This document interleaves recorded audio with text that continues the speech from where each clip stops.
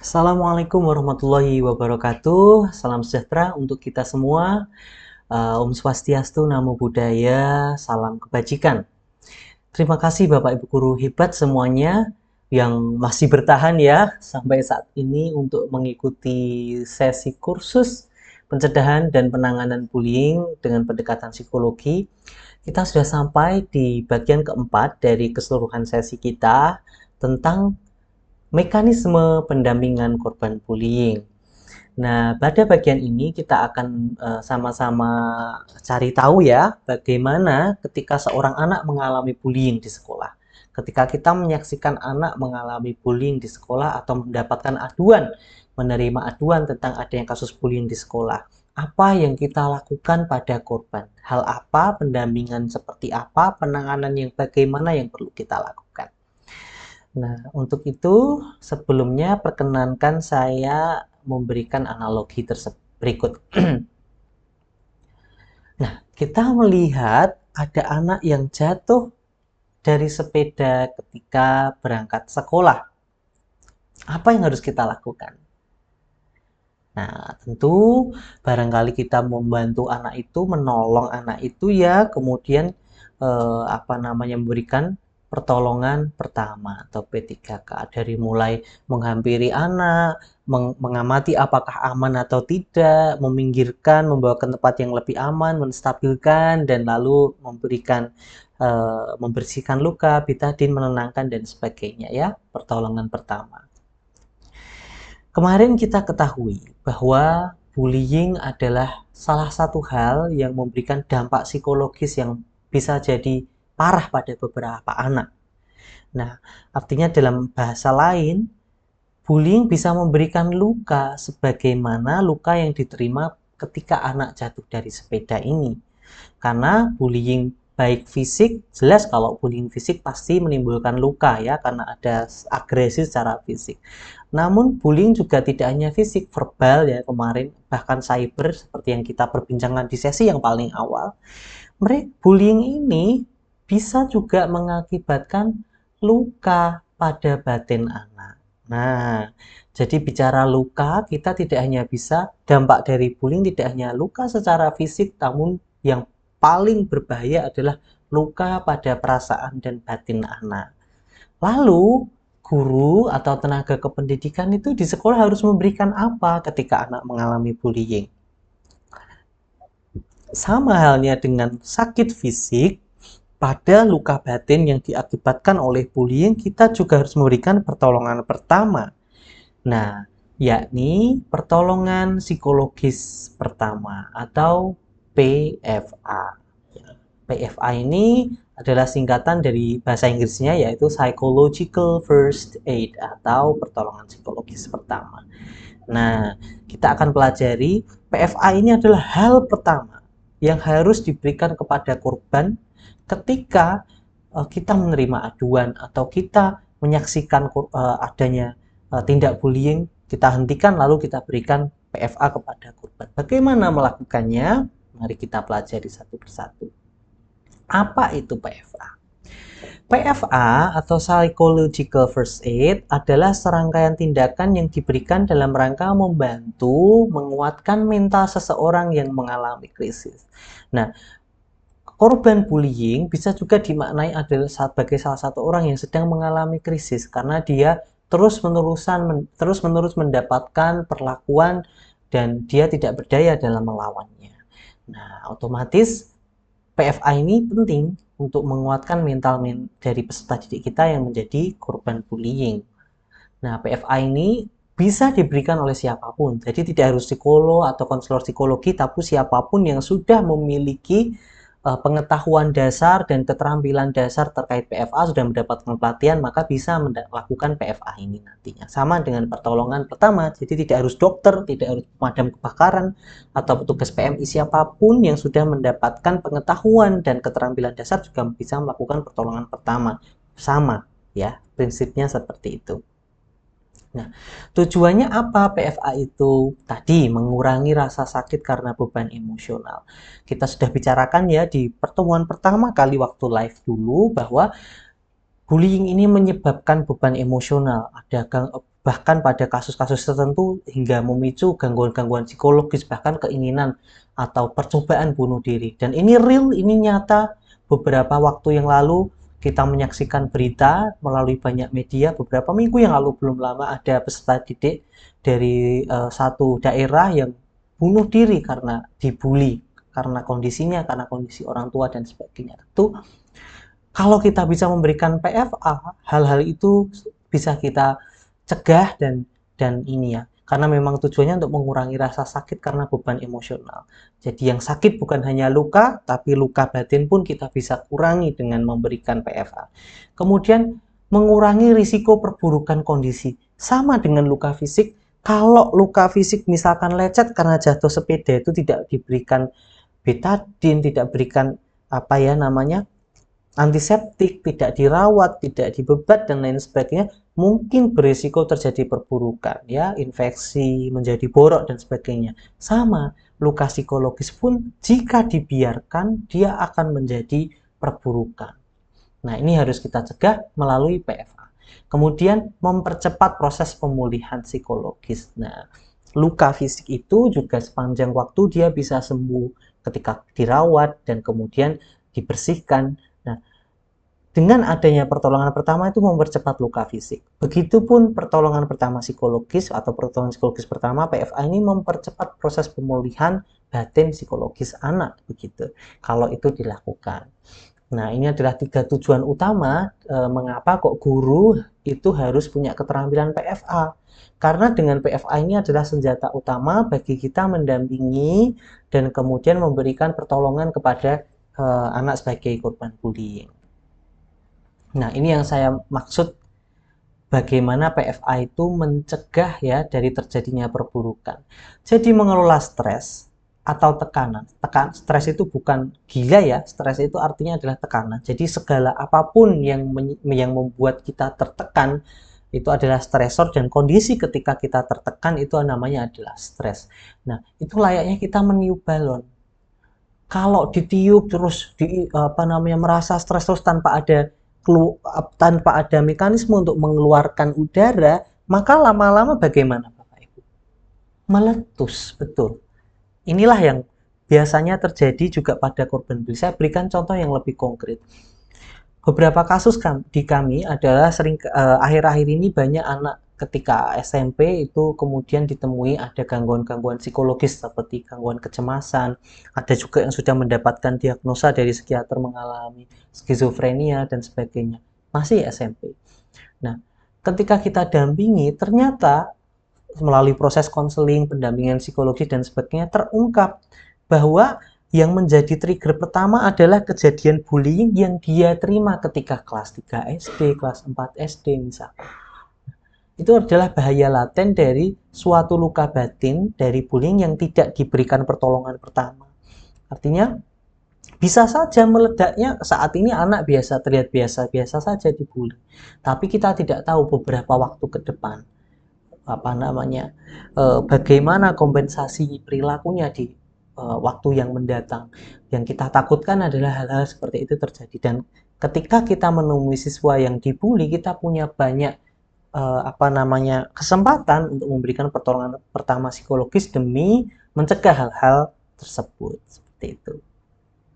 Nah, sekarang kita pelajari bagaimana langkah melakukan PFA. Sangat sederhana, secara umum ada 3. Yang pertama adalah look, amati. Setiap hari Bapak Ibu mengamati, ada nggak anak saya yang terlihat murung hari ini di kelas? Kemarin kita sudah beberapa sesi yang lalu kita sudah bahas ya, screeningnya 7 tanda-tanda ketika mungkin anak ini menjadi korban bullying itu seperti apa. Nah, itu kita amati. Hari ini adakah peserta didik saya yang terlihat lebih murung, yang tiba-tiba nggak mau berangkat sekolah, yang kok saya amati motivasinya menurun, kok jadi semakin tertutup dan sebagainya.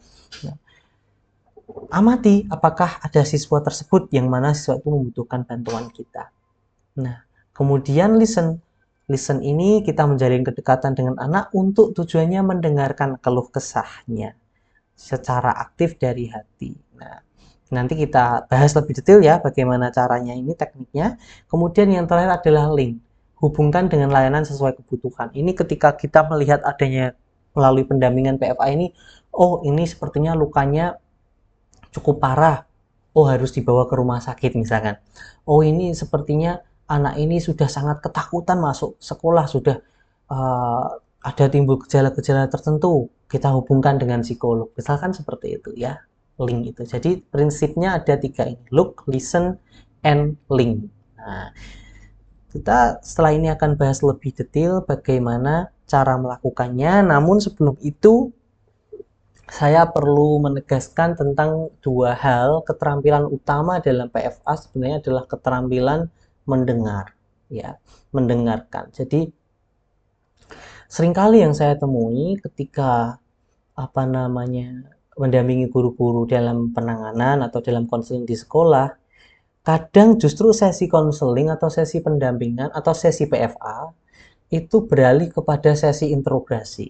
Tadi kamu kenapa kok bisa dibully? Kenapa kok kamu begini? Kenapa kok kamu begitu? Kok kamu tidak melawan? Hal-hal demikian adalah hal-hal yang sangat hurtful, menyakiti anak yang dibully. Itu menunjukkan keterampilan bertanya dan keterampilan mendengar yang kurang berkembang pada guru. Maaf sebelumnya, tapi ini memang terjadi. Nah, lalu bagaimana pertanyaan-pertanyaan yang tepat? Otomatis kalau kita bertanya seperti itu, jangan harap anak untuk bisa terbuka dan menyampaikan keluh kesah, karena kita sudah judgmental. Kenapa ini terjadi padamu? Nah, padahal anak posisinya, aku juga nggak tahu bu, kenapa kok aku yang dibully, gitu. Ya, kenapa kok kamu seperti ini? Kenapa kok seperti itu? Jadi seperti jari ini menuju kepada si korban. Padahal bukan seperti itu. Hendaknya kita bertanya atau mendengarkan korban dalam PFA. Nah, ketika kita salah dalam bertanya, salah dalam mendengarkan, tentu itu justru kontraproduktif dengan pemulihan psikologis anak yang menjadi korban. Nah, oleh karena itu saya berikan pandangan bagaimana pointer-pointer utama dalam mendengar aktif dan bagaimana bertanya dengan anak. Mendengar aktif itu artinya kita hadir sepenuhnya ya, penuh perhatian, tidak menyela, tidak memotong pembicaraan. Hindari terburu-buru memberikan nasihat atau opini pribadi. Hindari memberi opini pribadi terlalu terburu-buru, memberi nasihat terlalu terburu-buru. Anaknya masih nangis, masih ini, kemudian kita sudah memberikan nasihat, kamu tuh harusnya lapor bu guru, kamu harusnya gini. Nah, itu sangat tidak betul walaupun maksudnya baik, tetapi secara cara dengan pendekatan psikologis itu kurang tepat. Hindari respon atau kata dan bahasa tubuh yang menyalahkan tadi. Kenapa kamu begini, kenapa kamu begitu? Itu adalah kalimat yang menyudutkan dan susah untuk dijawab oleh anak. Kita orang dewasa saja juga susah menjawab ya pertanyaan kenapa. Kenapa kok sedih hari ini bu? Karena hutang saya banyak, kreditan banyak ya misalkan. Kan itu tidak bisa keluar. Karena pertanyaannya kenapa. Nah, susah pertanyaan kenapa itu dijawab. Nah, lebih baik tanyakan ini, adik, apa yang dirasakan? Ibu siap mendengarkan, dek. Tidak apa-apa, Bapak siap mendengarkan, tidak apa-apa, tidak perlu takut, Ibu bantu. Atau adik kalau belum siap untuk cerita sama Ibu, masih takut, tidak apa-apa. Ibu di sini dampingi, kapanpun, mau besok atau kapan, adik itu merasa pengen cerita, pengen berbagi keluh kesah, ibu siap. Nah, misalkan hal seperti itu. Itu yang disebut sebagai seni bertanya dan mendengar aktif. Jadi kita tidak perlu terburu-buru, harus tahu ini sebabnya apa, memang tujuannya kita untuk ke sana, namun prosesnya harus pelan-pelan. Karena ini anak sebagai korban, jangan sampai treatment yang kita berikan justru kontraproduktif. Nah, kita harus tenang dan kendalikan emosi, kemudian bahasa tubuh yang terbuka dan penuh dukungan. Seperti itu. Nah, ini adalah step by step praktik kita dalam memberikan pertolongan pertama psikologis. Ini 3 step tadi kalau kita pecah itu menjadi 8, Bapak Ibu. Jadi yang pertama, step-step ini itu adalah rangkaian yang hendaknya runtut dan urut. Kalau dilompat saja bisa jadi berbahaya. Saya berikan contoh. Pertama adalah amati dan mulai.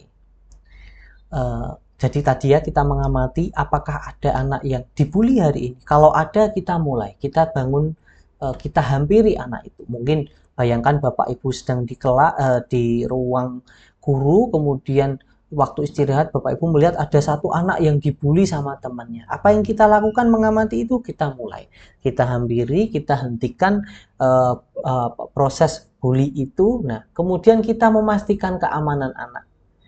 Wah, anak kalau dia masih di lapangan seperti itu, dikerumuni banyak temennya, apalagi pelaku masih di situ, kan rasanya tidak aman ya. Ayo kita bawa dulu ke ruang guru misalkan, atau ke ruang perpustakaan, atau ke ruang BK, atau ke taman yang mana yang itu sepi-sepi dan lebih aman bagi anak. Setelah itu jangan terburu-buru katakan, kenapa nak? Ini kenapa kamu bisa seperti ini? Jangan, stabilkan dulu. Jadi biarkan anak tenang dulu. Dia kan dalam posisi kalut ya ketika dibully. Jadi stabilkan dulu. Jangan ditanya-tanya banyak dulu. Stabilkan itu gimana? Oh, kalau dia nangis ditenangkan. Dipupuk, enggak apa-apa dek nangis. Jangan menangkannya jangan seperti ini ya. Kamu nggak boleh nangis. Ayo, yang kuat. Nah, jangan seperti itu. Kan dia sedih, enggak apa-apa. Ingat, emosi itu adalah seperti balon ya tadi ya, harus keluar sedikit-sedikit. Jadi jangan ditanya, enggak apa-apa. Adik mau nangis, di sini Bu Guru temani, tidak apa-apa, dikeluarkan aja nangisnya. Nah, kemudian kita bisa kasih minum, kita bisa kasih tisu ya, kita bisa kasih penguatan nonverbal dengan dielus misalkan ya. Nah, untuk lebih tenang. Nah, setelah anak tenang, baru mulai proses mendengar aktif. Tadi bertanya, jangan kenapa ya yang keluar pertama, tapi gimana, apa yang dirasakan adik? Sedih, marah, kamu tadi diapakan? Jadi gunakan kata apa, bagaimana. Nah, kemudian kita memberikan dampingi secara aktif. Jadi jangan hanya ditanya saja, tapi katakan ibu dampingi. Dampingi itu nanti gimana kalau kembali ke kelas, apa namanya juga kita monitoring setiap hari apakah dibully lagi dan sebagainya. Dampingi secara aktif. Kemudian informasikan atau latihkan coping. Jadi coping adalah cara menghadapi masalah. Coping artinya adalah bagaimana kita menanggapi situasi yang menjadi masalah atau menjadi stresor bagi kita. Nah, nanti akan saya jelaskan lebih lanjut tentang menginformasikan coping ini. Misalkan adalah bagaimana nak kalau kamu dibully lagi seperti itu harus apa? Harus bagaimana? Ini hubungannya dengan proteksi diri yang kemarin kita pelajari ya, dengan sebagainya. Kemudian hubungkan dengan layanan sosial. Maksudnya bagaimana? Oh, anak ini sepertinya selain dia memang korban bully juga anak yang kurang mampu, butuh beasiswa. Nah, hubungkan dengan layanan beasiswa. Hubungkan dengan layanan, oh anak ini sepertinya butuh bantuan untuk alat tulis dan sebagainya. Saya cari apa namanya donatur misalkan apabila anak itu berasal dari keluarga yang kurang mampu. Nah, hubungkan juga dengan layanan kolaboratif. Ini hubungannya dengan rujukan. Ketika kasus itu memberat atau kita amati, kita sudah berikan dampingi, sudah berikan pendampingan, sudah kita informasikan cara coping bagaimana, sudah kita latih proteksi diri, anaknya masih terjadi perburukan kondisi psikologisnya, atau biasanya sampai menolak berangkat sekolah ya, school refusal namanya. Nah, kita hubungkan dengan layanan kolaboratif, psikolog, dinas pendidikan dan sebagainya. Barangkali di kota atau di kabupaten Bapak Ibu ada layanan psikologi atau layanan psikologi yang bekerja sama dengan dinas. Nah, kita hubungkan. Kalau itu kasusnya masih terjadi eskalasi, ternyata tidak bullying itu menyebabkan luka fisik dan luka psikis yang parah, kemudian orang tua juga ingin melaporkan. Nah, jangan ditahan, adalah hak setiap warga negara laporkan. Justru sekolah yang baik memfasilitasi. Ketika terjadi eskalasi, tidak terjadi kesepakatan antar orang tua. Nah, kita pro-nya adalah kepada korban, maka kita dampingi korban dan orang tua kita arahkan kepada layanan yang tepat. Apakah ke UPTD PPA yang memang menangani pencegahan dan penanganan tindak kekerasan secara umum bagi anak, apakah ke proses hukum dan lain sebagainya. Nah, seperti itu. Adalah step by step dalam melakukan PFA. Nah, ini tadi saya menyampaikan tidak boleh dilempati, kenapa? Saya berikan contoh. Ada suatu kejadian di mana ada anak yang itu menjadi korban bullying, namun guru itu belum tahu ya. Kemudian dia tidak mau masuk ke kelas, nangis di luar, nggak mau masuk ke kelas karena pelakunya ada di dalam. Nah, Guru kelasnya, ini kejadian nyata, saya tidak mengada-ada karena ya, ini terjadi di kota Semarang. Kemudian guru itu punya maksud baik agar mendampingi anak ini masuk ke kelas. Nah, tetapi dari mengamati kemudian langsung memberikan informasi coping ya, langsung menasehati, mendampingi. Nah, ini melompat. Jadi guru itu menghampiri anak langsung, ayo adik, masuk ke kelas, ibu dampingi. Kalau adik nggak berani masuk, nggak apa-apa, pulang aja. Nah, hal ini ternyata dimaknai berbeda oleh anak. Nah, tadi karena anak belum aman, belum stabil, kita belum menggali anak apa yang menyebabkan kamu takut nak masuk ke kelas, apa yang bisa ibu bantu, ibu siap dengarkan. Belum melalui proses itu sudah langsung, sudah. Kalau memang nggak mau masuk takut pulang nggak apa-apa. Nah ini dimaknai oleh anak, saya diminta pulang sama bu guru. Ya, padanya terinformasikan kepada orang tua dan akhirnya menjadi konflik. Nah, antara orang tua dan guru. Nah, hal-hal inilah yang sebenarnya kalau kita paham betul bagaimana melakukan PFA tidak akan terjadi. Nah, karena kita memastikan anak aman, menstabilkan kondisi anak, mendengar anak dulu. Dan ketika kita tangkap, oh ini butuh hubungan layanan sosial, hubungan ini, oh kita informasikan kepada orang tua dan sebagainya. Nah, inilah yang gunanya PFA sehingga kita aman secara dari segi hukum, aman dari segi prosedur dan juga memberikan manfaat yang baik kepada anak. Nah, prinsip PFA ini bisa dilakukan oleh siapa saja, tidak harus psikolog, tidak harus konselor ya, tidak siapapun boleh. Tapi dia tidak boleh memaksa anak bercerita, namun wajib mendengarkan. Nah, tadi kelemahan kita biasanya adalah pada kita terburu-buru untuk harus segera tahu anak ini mengalami apa dan terburu-buru memberikan nasihat. Nah, oleh karena itu kita dalam PFA itu intinya adalah memberikan bantalan yang empuk untuk anak. Mau bercerita, mau berkeluh kesah. Kalau anak memang belum siap dan belum mau, nggak apa-apa kita sampaikan. Nggak apa-apa kalau memang belum mau cerita sama ibu, tapi kita sampaikan.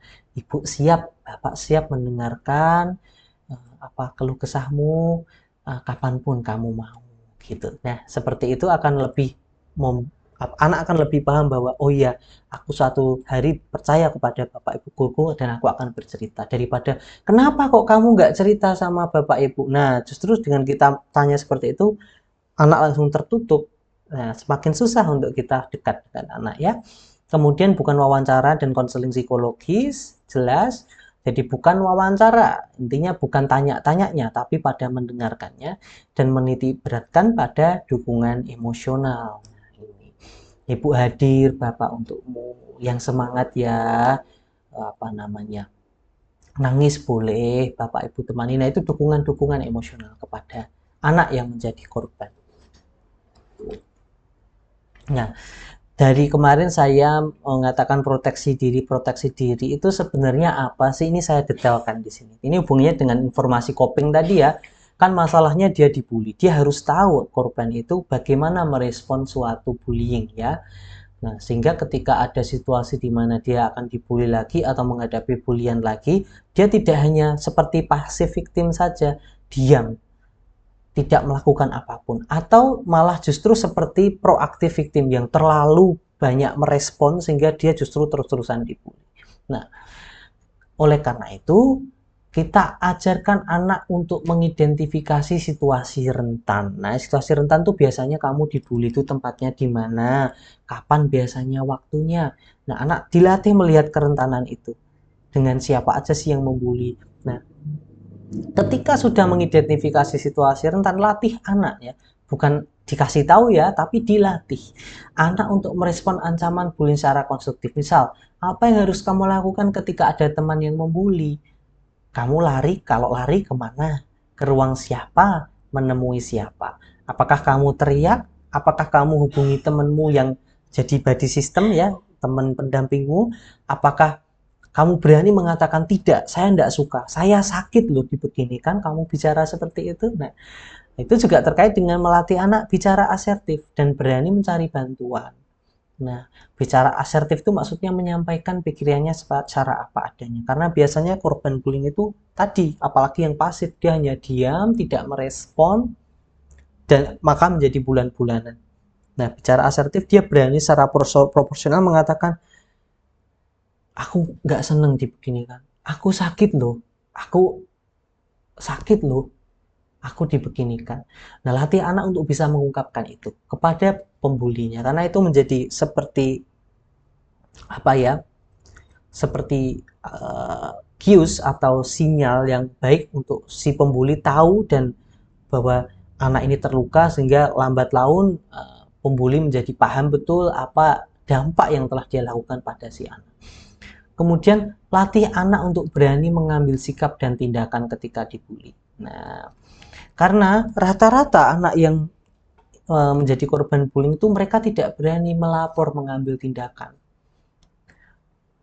Takut kalau lapor orang tua malah dimarahi, takut kalau lapor bu guru nanti aku diancam, ya tidak, nanti aku malah dapat bulian yang lebih parah. Nah, tadi dengan PFA, dekat dengan anak, kita memberikan pendampingan, anak punya confidence bahwa aku ada yang membela, ada bu guru, ada pak guru di sampingku. Jadi kapanpun aku dibully, aku dekati bapak ibu guru, aku sampaikan apa adanya, dan bapak ibu guru memberikan pendampingan kepadaku sehingga aku tidak dibully lagi. Nah, seperti itu. Inilah proteksi-proteksi diri.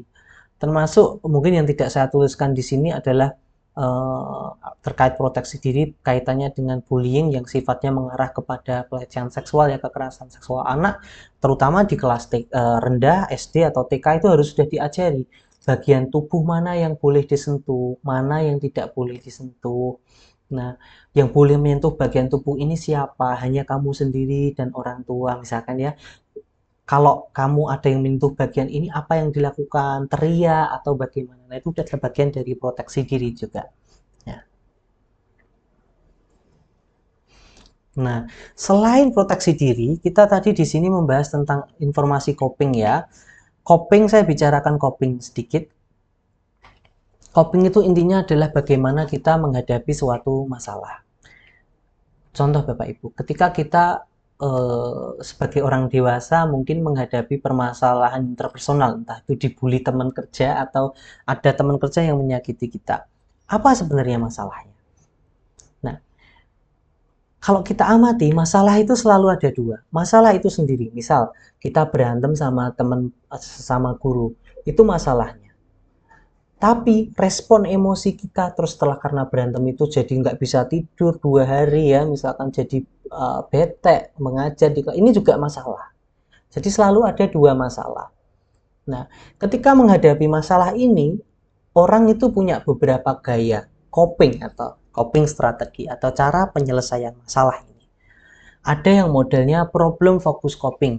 Problem focus coping itu artinya bagaimana? Saya harus segera menyelesaikan masalah dengan si A agar hati saya lebih tenang. Nah, karena tadi bertengkar, ya, konflik membuat gak tenang, maka ayo kita bicara, ayo kita selesaikan konfliknya. Nah, itu pada tipe orang yang problem focus coping. Tapi ada juga orang yang emotional focus coping. Artinya, aku males kalau berhubungan langsung dengan dia. Maka biar aku bisa menyelesaikan masalah dengan dia, aku harus menenangkan diriku dulu. Mungkin nonton sinetron dulu, makan-makan yang enak dulu, bercanda dengan keluarga dulu, mendengarkan musik, beribadah dan lain sebagainya untuk menenangkan diri sehingga dengan tenang dia bisa menyelesaikan masalah tersebut pada suatu waktunya. Nah, pada anak yang menjadi korban bullying, kita kembali ke korban bullying, tadi analoginya seperti itu, ya. Problem fokusnya adalah tadi di sini, proteksi diri. Jadi ketika anak menghadapi bullying, apa yang perlu dilakukan? Itu adalah problem fokusnya. Tetapi ketika masalah tadi kan juga yang bermasalah tidak hanya bullying itu sendiri, tapi respon anak terhadap kondisi bullying, perasaan anak terhadap bullying itu. Nah, anak bisa cemas seperti yang tahap pertama kita pelajari dulu, ya, pertemuan pertama waktu live. Anak bisa cemas, anak bisa sedih, anak bisa merasa deg-degan, macam-macam kondisinya. Nah, ini juga perlu kita latihkan anak untuk tahu cara menenangkan diri ketika dia dibully atau ketika dia dalam situasi batin yang kurang nyaman atau kurang enak. Nah, salah satunya itu dengan self-talk. Nah, ini adalah emotional focus coping. bagaimana cara menenangkan diri dengan self talk. Self talk itu adalah bahasa, kalau di bahasa Indonesia kan bicara sendiri, ngobrol dengan diri sendiri.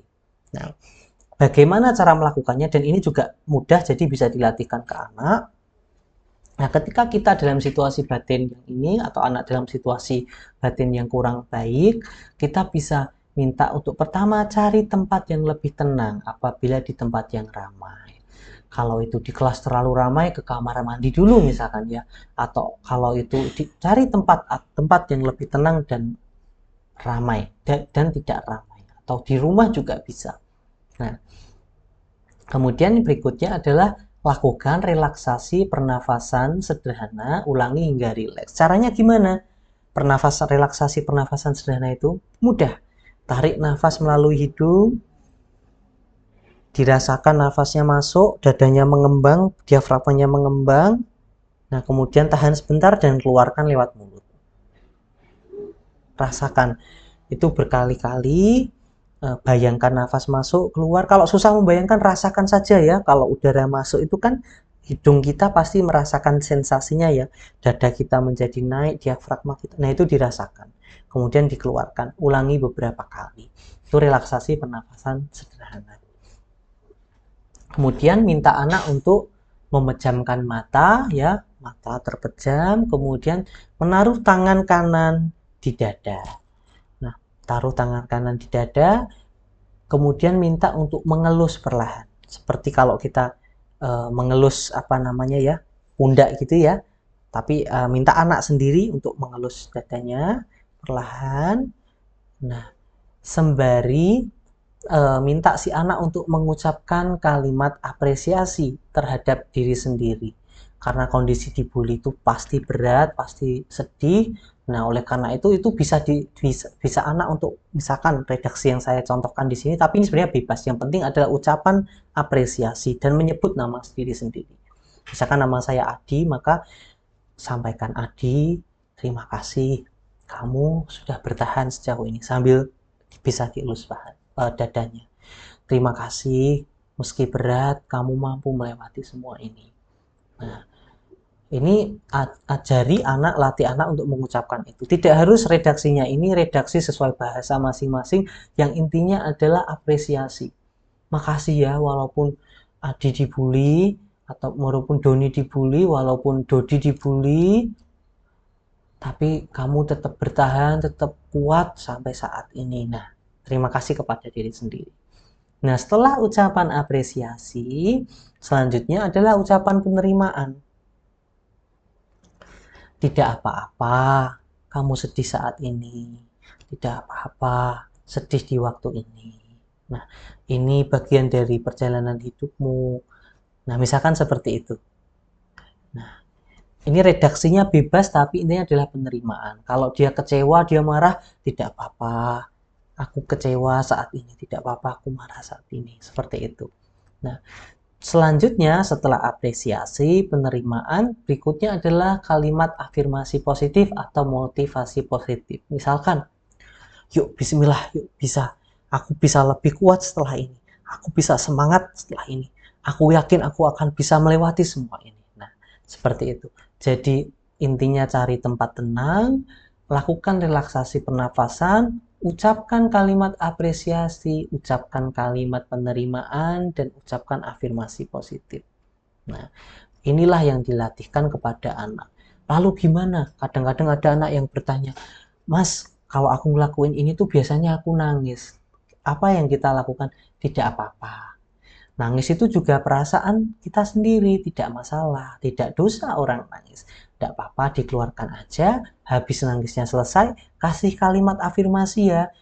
Yuk setelah ini bisa, seperti itu. Jadi ini memang bagian yang untuk apa ya, membantu anak self talk dengan diri sendiri, karena tadi beberapa anak dengan bullying itu kadang-kadang punya kemampuan sosial yang kurang, jadi dia ada hambatan untuk bisa cerita dengan teman-teman yang lain, maka kita manfaatkan itu, celah itu, karena mereka terbiasa dengan diri sendiri, kita latihkan untuk self talk dengan diri sendiri. Selain juga kita siapkan body system ya tadi ya, teman-teman yang mendampingi dia, yang kita latih untuk mendengarkan dia, dan juga bisa dilatihkan untuk PFA. Nah, ini beberapa cara-cara yang bisa dilakukan untuk mendampingi psikologi dari korban. Sekian, terima kasih atas usaha Bapak Ibu yang menyempatkan waktu yang saya yakin tidak mudah di tengah kesibukan untuk belajar bersama, berdiskusi bersama tentang bagaimana kita memberikan pencegahan dan penanganan bullying di sekolah. Oleh karena itu, saya ucapkan terima kasih. Besok kita masih akan berjumpa pada part terakhir. Kita akan bahas tentang, kalau ini tentang korban, besok kita bahas tentang bagaimana mekanisme penanganan pada pelaku. Seperti itu Bapak Ibu, terima kasih banyak. Selamat pagi, selamat sore, selamat siang, selamat petang ya, tergantung dari Bapak Ibu menyaksikan video ini. Assalamualaikum warahmatullahi wabarakatuh.